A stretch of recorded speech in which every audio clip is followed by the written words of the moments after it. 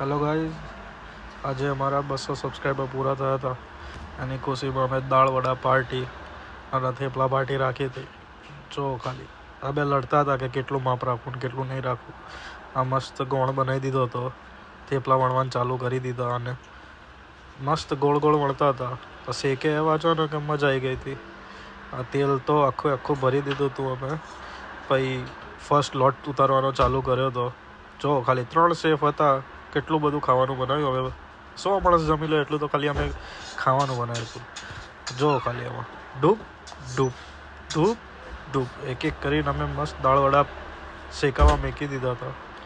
એકદમ ક્રિસ્પી બનાવ્યા હતા, જે ખાવાની મજા આવી અમને. હા હા હા, ટેસ્ટ આવી ગયો. આ ખાલી 4 માણસનું અમારું જમવાનું.